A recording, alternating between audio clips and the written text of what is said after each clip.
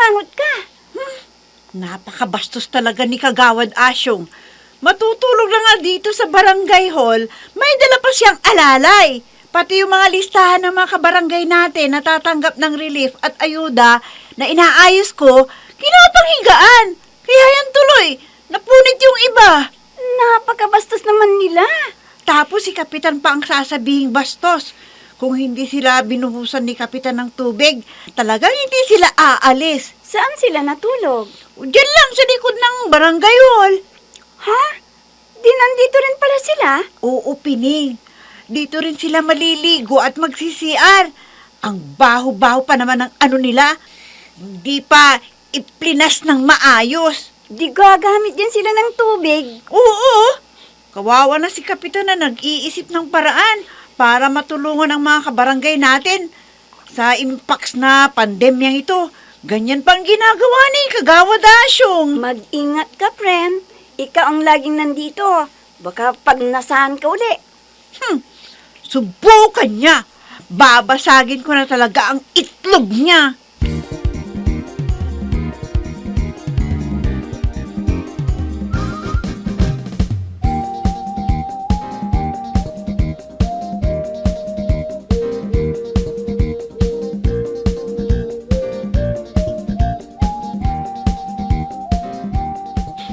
Benita Ambreng, natapos nyo na ba nga na-deliver ang relief gown sa lahat ng purok? Ayaw, Kap. Natapos ko na yung purok uno. Ewan ko dito kay Ambring kung natapos na niya yung purok dos. Ay, natapos ko na rin po, Kap. Mabuti naman kung gano'n. Isunod nyo yung purok at na distrito ni Kagawad Asyong, ha? Sa purok 3 na lang po ako magdi-deliver, Kap. Si Ambring na lang ang mag-deliver sa purok ni Kagawad Asyong. Ay, bakit ka ba namimil? Dapat ikaw ang mag-deliver sa purok ni Kagawad Asyong. Ayaw na nga niya eh. Kaya ikaw na mag-deliver. Ha? Kap? Ay, huwag ka nang magreklamo, ha? Sige, Benita. Ikaw na mag-deliver sa purok ni Asyong. Ay, kakuan. Oo. Ay, Kap! Parang napipilitan lang siya.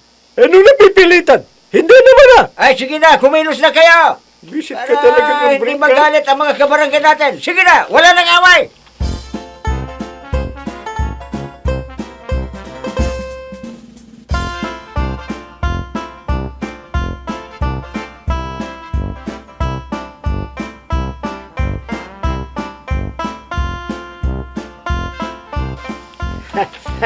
Maganda yung naisipan mo, boy. Sige, mamaya.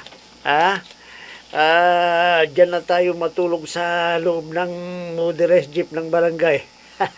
Paanda rin natin ang aircon para malamig.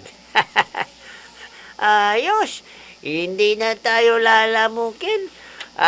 Makakatulog na tayo ng mahimbing at maayos ngayon. O sige, huwag lang kayong maingay ha, Bunjeng. Mamaya kunin mo yung susi. Ng motorized na jeep Pipili tayo ng mas malamig na aircon dyan. Andoon lang sa yung susi, nakasabit sa dingding Oo, Kagawang. Ako nang bahala doon na pumili. Benjing, Oh. luto ka ng hapunan natin, ha? Ako na naman ang magluluto. Lagi na lang ako. Ako. Bakit nagrereklamo ka? Hindi. Sige. Ako na ang magluluto.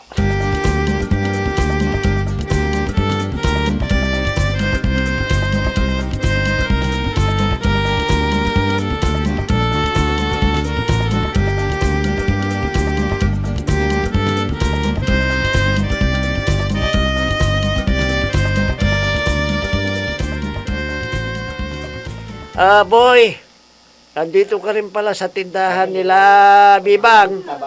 Abay, sinong naiwan doon? Si Benjing Kagawad, nagpunta ako dito kasi wala akong matinong kakwentuhan doon.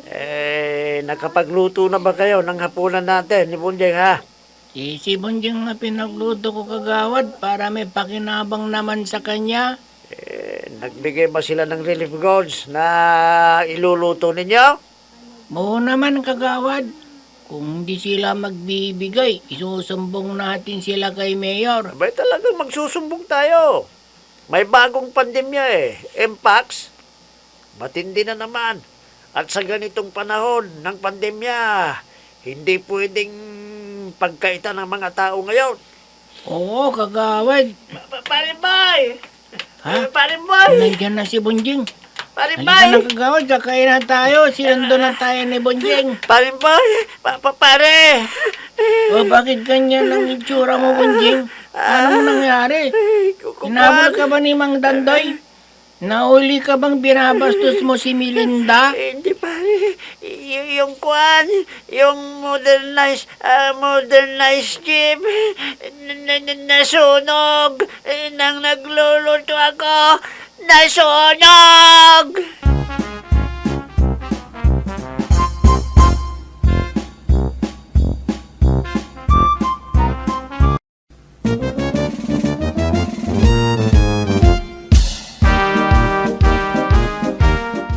Ano kaya ang gagawin ni Kapitan Karyong ngayong nasunog ang bagong modernized jeep ng barangay?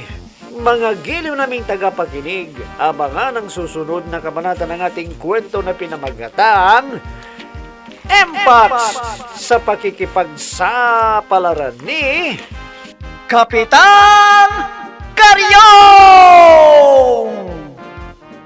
Mga nagbibigay buhay sa ating dula ay sina Mayra Abrihal Narnola, Susan Malikdam, Robert De Guzman, Amik Diaz, Oscar Ora, Jun Cabato, Technical Supervision at sa musika ni Oscar Ora, nilapatan ng tunog ni Robert De Guzman, mula sa panulat at direksyon ni Oscar Ora.